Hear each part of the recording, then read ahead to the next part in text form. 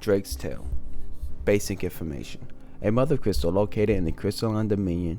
It is one of only 5 remaining in Valesty, and is the largest of its kind. Saluted by the setting sun, the island of the dominion spread out before it. The trail is truly a wonder to behold. After the mother's fall, a mother crystal was located in the crystalline dominion. It was one of only 5 remaining in Valesty, and the largest of its kind. It was lost in the chaos that followed the rebellion spearheaded by Prince Dion Lesage and his Knights Dragoon, but not before undergoing a fantastical transformation herefore unwitnessed to the entirety of Valestine history. A literal blossoming of his crystal, its shards peeling away from its petals of a snow daisy to reveal the sacred heart within. The fall of Drake's Tail. In 878, an insurgence by Sanbreque's Knights Dragoon led by Prince Dion Lesage resulted in the destruction of much of the crystalline dominion's capital and the mother crystal's tail. Along with it, after the prince lost control of the icon Bahamut. One curious thing to note is that many who survived the night of chaos claimed they witnessed the crystal bloom like a flower before its demise. The Isles of Ark. Cluster of tiny islands upon which the crystalline dominion stands.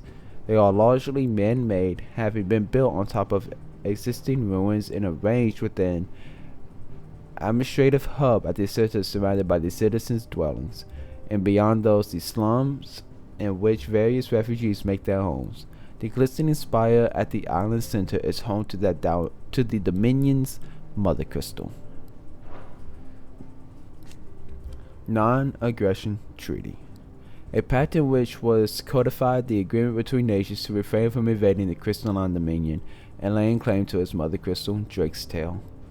It both cemented the Dominion's position at the center of world politics and placed checks on the ability of key players to exploit that position.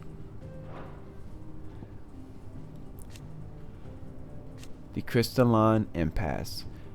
Basic information. A conflict fought between the Holy Empire of Sanbreque and the Republic of Dhalmekia in the year 878, largely concerning control of the crystalline dominion. The dominion had previously been the subject of a non-aggression pact between the Valesty nations, but in 873 the empire claimed Twinside for its new capital, and at which eventually spurred the Dhalmekians into military action. Following the Republic's destabilization. A conflict fought between the Holy Empire of Sanbreque and the Republic of Dhalmekia in the year 878. The dispute was born from Dhalmekians' fierce objections to Sanbreque's occupation of Twinside, capital city of the Crystalline Dominion. However, when the Republic finally entered the fray, it found itself solely outmatched. Since the outlaws' destruction of Drake's fane further weakened their position, and with their homeland in chaos, the Dhalmekians were forced to negotiate a withdrawal. Credit for his turn of events was largely attributed to Olivier Lesage, second-born son of the Holy Empire, and like which he was made Crown Prince of Sanbreque. The Crystal Road. A protected trade route designed to allow easy access to the Crystalline Dominion for travelers and merchants. An agreement between the nations safeguards the land around it, known as the Crystal Belt for military enroachment, and as such, it features neither fortress nor checkpoints. However, in recent years, it has been overrun with refugees fleeing the blight, an issue that has yet to be satisfactorily resolved.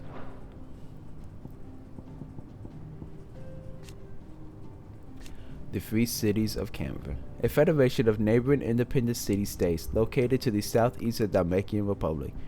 While originally part of Dhalmekia, the cities achieved their independence in the year 857, hoping to step away from the Republic's internal struggles and focus instead on the commerce upon which their prosperity had been built. Political power currently resides with a council of guild masters, permanent Canverian traders and craftspeople, the like of a dominant or a mother crystal to convey, along with its considerable financial resources, allow Canva to retain both its independence and neutrality in the face of considerable turmoil elsewhere. As such, it lacks a standing army, the defense of its walls having been relegated to a small yet well-trained city guard. Following the Waluda invasion, a federation of neighboring independent city-states located in the southeastern part of the continent of Storm. While originally part of Dhalmekia, the cities achieved their independence in the year 853. Canva lacks any army of its own and relies instead on a city guard formed of mercenaries hired by its merchants and tradespeople. Unfortunately, the city guard, and indeed the city itself, were decimated in an attack by Akashic Waluda troops in 878. Having lost its political leaders and the bulk of its citizenry, the free cities ceased at the point to be a nation in any meaningful sense.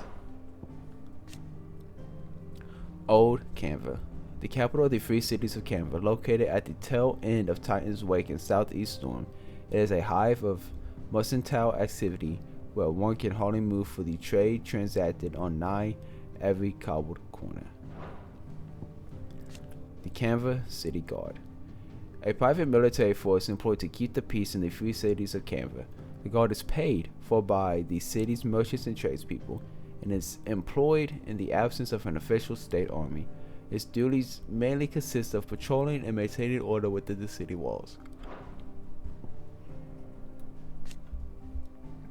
The Ironworks, a fully functioning shipyard nestled within the hollow of a sea grotto on the outskirts of Canva.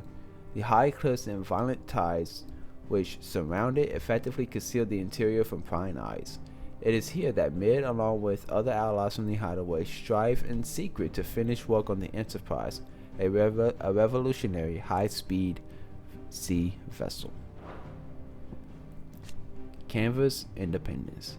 The free city's bid for independence began in 849, when several prominent Canvarian guildmasters announced a desire to secede from the Republic of Dhalmekia. After a bitter struggle lasting 8 long years, this independence was finally achieved in 857. The continent. Basic information. A vast landmass situated far from Valacine shores. Aside from the most intrepid traders and the odd, particular, curious scholar, few have been known to brave the journey there or back. For which reason, the character and customs of its people remain to most a mystery. Lore. A vast landmass situated from Valacine shores. Aside from the most intrepid traders, few have been known to brave the journey there or back. Which reason the character and customs of its people remain a mystery to most.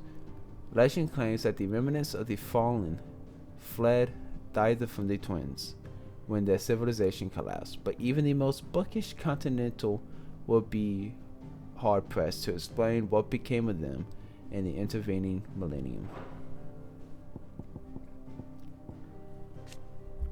Bandits. Those who make their own coin by stealing from others, or from their corpses. Banditry is outlawed in every corner of the realm, so those who turn to it must make their beds far from the eye of the constabulary. Often setting up camp in abandoned villages, some brigands were led to band into small armies that together they might have the strength to make raids upon towns and villages in search of food and funds they need to survive. The Caststones, a band of brigands who set up camp in Latney's Cleft, on the outskirts of Boklad, preying on those fleeing the crumbling republic in order to line their own coffers, forcing them to either empty their own pockets or pit the pockets of others on a threat of death. The Silver Peak Consultorium, one of the largest, most prestigious trading houses in Dhalmekia, who sought to scout Eloise. Their mercantile operations extended far beyond the borders of the Republic, as Eloise learned when they stepped in at the last moment to purchase the bearers for which the Crimson Caravans had long been bargaining with the army, and sell them to a trader from the outer continent. In truth, they had been interested in the trade from the very start, and only withheld making their own offer as a courtesy to Eloise. On that was rescinded after she failed to respond positively to their offer to her. The Boiling Sea, the sea that lies between Rosaria and the western coast and distant isles of the Iron Kingdom.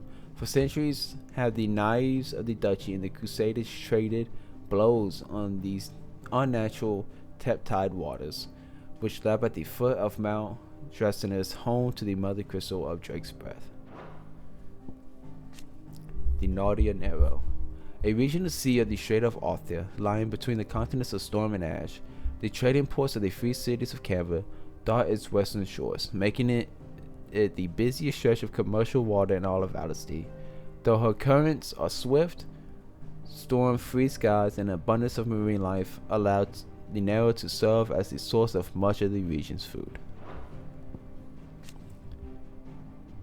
The Strait of Arthur, the narrow channel to the crystalline dominion that separates the continents of Storm and Ash, with Sanbret to the west, Wallu to the east, and the Dominion to the south. Its shores are never short of soldiers or political tension.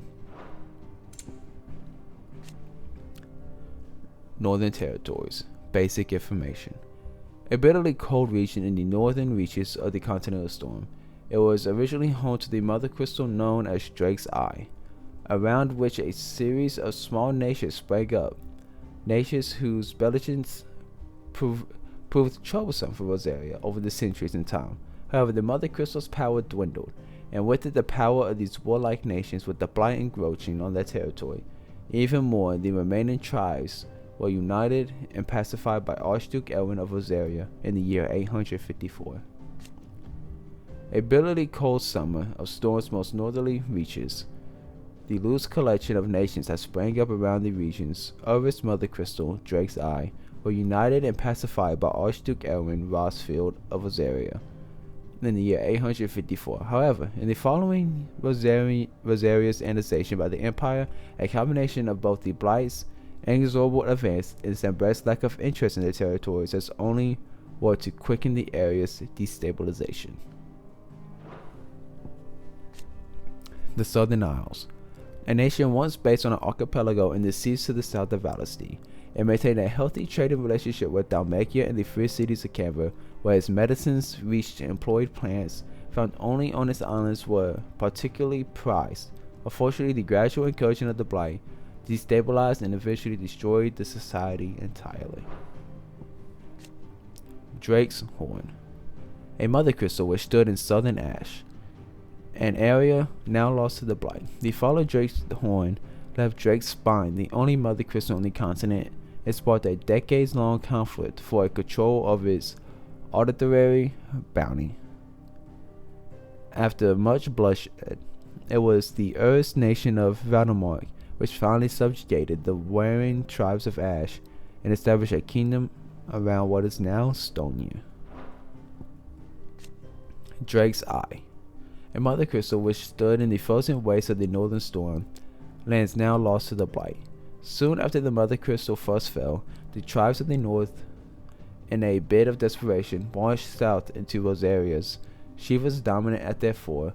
A terrible battle ensued, in which fire was pitted against ice, but eventually the Phoenix and the docile armies succeeded in driving back the invaders for a time. Desamekis, a mother crystal that is believed to have stood in an area in the northeastern part of Dhalmekia. Legends tell that it was destroyed in a battle between men and gods, a battle so ferocious that it left behind the great crater that can be seen today. The Sins of Desamekis. Basic information. An incident told of in myths and legends throughout Valisty. If the tales are to be believed, mankind, drunk with avarice, thought to challenge the gods. In return for their hubris was met with divine retribution. The enormous crater in Dhalmek, said to be the site of the final battle of the great conflict, is surrounded by relics and ruins which seem to suggest some truths behind the tale. Hidden Truths. An incident in which the Fallen launched an assault on the Mother Crystal's Dazamex to claim its power, and in so doing, stoked the ire of Ultima himself.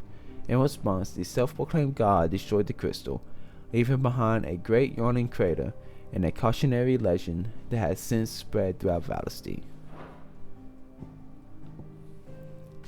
The War of Magi.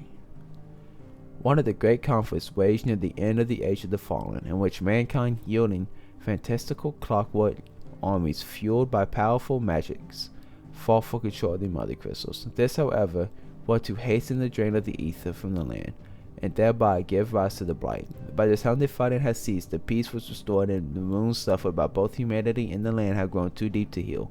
The civilization began its slow yet inevitable march into darkness. It was only a matter of winters before the 1,000 years of knowledge used to build the great Magitech faded, and was eventually lost to history. The Gregorian Church. The state of the religion of the Holy Empire of Sembreg, whose followers worship the goddess of Gregor as one true deity. At the church head stands the Holy Emperor, voted into office by his fellow cardinals, and supposedly their equal, though this is widely recognized to be a convenient fiction. The followers of Gregor worship dragons as a sacred servants of their goddess, and since the founding days of the empire, they both doted and depended upon them. The Crystalline Orthodox, a religion dedicated to the worship of the Mother Crystal. Its priesthood enjoyed great power with the patriarchal leader and chief shepherd of the faithful. Most powerful of all, Wow, best known as the state religion of the insular Iron Kingdom, it was once practiced throughout Valisty. To its believers, the Mother Crystal are little gods, and the wasteful expedition of ether through the use of magic is strictly forbidden. As such, those who do use magic, Dominus and Beros both, are seen as subhuman abominations. The Circle of Malice. Basic information. An ancient religion once prominent across the entirety of Valisty, its key